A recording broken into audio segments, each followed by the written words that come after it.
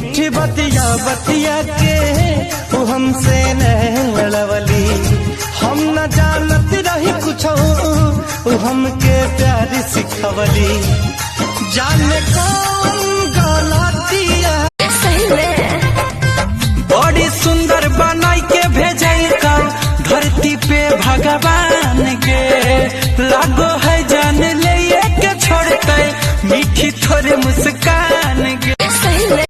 तोरा चक्कर में हम दुबारा गईनी, हम घर परिवार से छटा गईनी।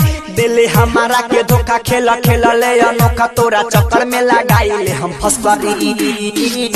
हाय रे माला भसरी, हाय रे माला भसरी, हाय रे माला भसरी। अरे फूल सुंघला से काम चली है, सोरनी के सब हाथ पार कइले। कैसे कैसे ओइनी बाबा खारा धइले। परोसिन खा आ हमार कहम 1 2 3 चालू कभी हो मसी, कहम 4 5 6 तो दवाई लगी जो।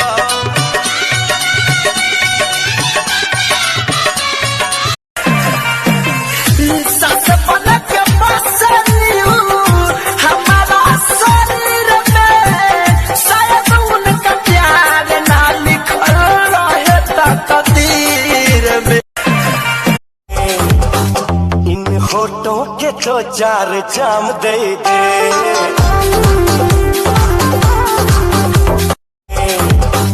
इन होठों के तो 4 चाम दे दे। हम भरती बानी अस्पताल में, तू तो खुश बारू ससुराल में। जा बेवफा जा बेवफा, हम भरती बानी। पवन विटामिन खाले दिने प दिन चिकन ले, तो पर कोमर हो कि तरजुई के पाला रहे गोले। धीरे धीरे वो ऊपर चले पवन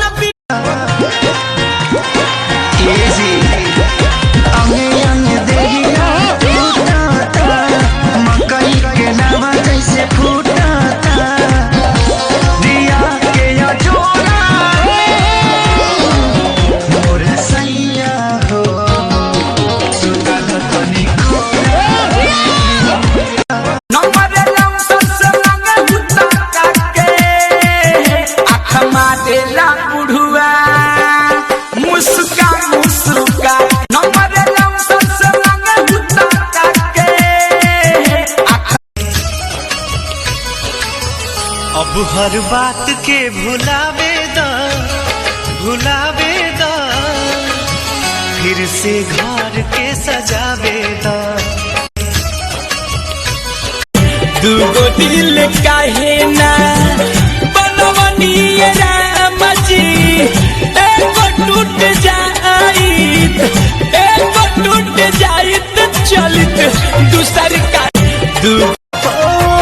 करब इंतजार यार पिपरा के छाव में, मिले खातिया जइहा बलमुआ के गाँव में, मिले खाती। ते कौन हवे रे?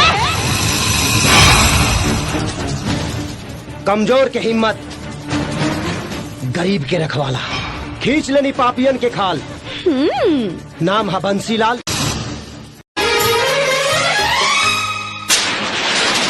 खुश न रहबू दोसरा के साथ में, कैल रहुआ हाथ ध के हाथ में।